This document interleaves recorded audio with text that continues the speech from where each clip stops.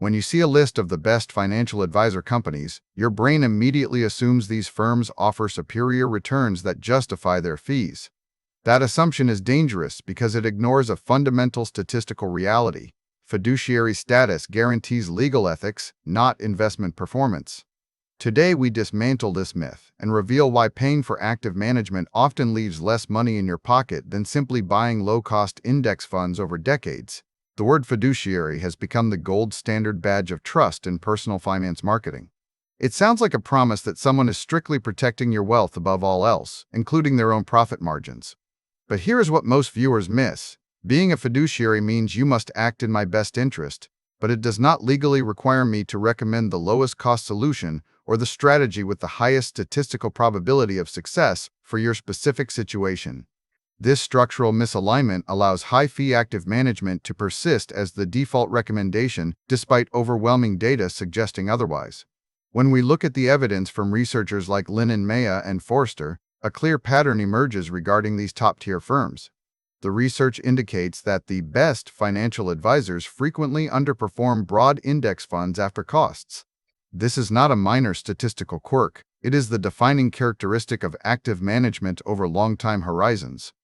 The primary driver of this outcome is fee drag, which acts as an invisible tax on your compound growth every single year. Consider the mathematics involved in breaking even. Research indicates that the best label often correlates with higher fee structures that mathematically require significantly higher alpha to break even against passive benchmarks. If you pay a typical 1% annual advisory fee plus underlying fund expenses, your portfolio must generate roughly 1 percentage point more return than the market every single year just for you to end up where you would have been had you invested passively yourself. For an advisor to justify their existence in this model, they cannot simply match the S&P 500, they must consistently outperform it by a margin that is statistically improbable over 20 or 30 years. Quick resource note. I keep a curated set of Amazon search links in the description for books, gear, and tools relevant to this channel's topics. Some are affiliate links, so I may earn a commission at no extra cost to you. Please consider supporting the channel by using those links if you find something useful.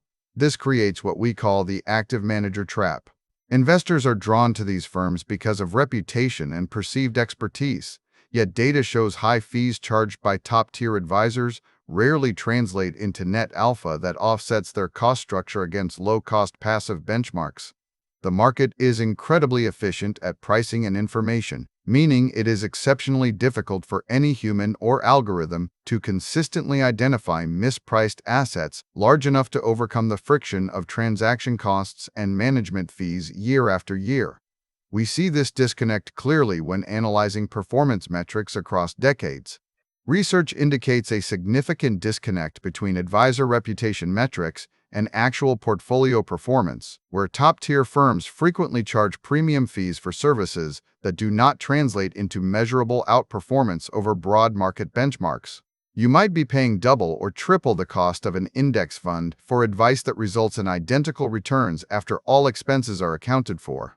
In many cases, you end up with significantly lower net wealth because the active manager failed to generate the excess returns required to cover their own compensation structure. The emotional component. While behavioral coaching has value, studies suggest these non-investment benefits rarely quantify enough to offset the heavy drag of fees on long-term wealth accumulation for most households. The reputation premium you pay for a well-known firm is often just that, a price paid for brand recognition rather than proven financial outperformance relative to what your money could do if left alone in a low-cost vehicle. This brings us back to the core tension between legal standards and mathematical reality. While fiduciary status mandates acting in the client's best interest, it does not mandate the lowest cost solution. A firm can legally recommend an expensive active fund that underperforms a cheap index fund if they believe you will sleep better at night or avoid making emotional mistakes during volatility. However, for many investors, the best advisor is not a person charging 1% of assets annually, but rather a disciplined strategy to hold broad market exposure with minimal costs and maximum tax efficiency over time. The anxiety about choosing wrong often leads people to pay for certainty they cannot actually buy in the form of guaranteed outperformance. The evidence suggests that fee drag remains the primary driver of underperformance, suggesting that for many investors, the most effective financial tool is not a human advisor but a low-cost index fund combined with your own behavioral discipline. This does not mean advice has no value. Tax optimization and asset allocation can be crucial in complex situations. Yet we must recognize that these benefits are specific to certain life stages and do not justify the universal application of high-fee active management for every investor's entire portfolio. When you look at your bank account, remember that fees are a silent eroder of net returns over decades. The decision is not about finding the most reputable name on the list, but understanding what you are actually paying for and whether the service provided generates enough value to cover that cost in real terms. If the active manager cannot consistently beat the market by more than their fee, then they have failed a basic mathematical test of efficiency, regardless of how well regarded they may be in marketing materials. The conclusion is not that fiduciaries are bad actors or that advice has no place in your financial life.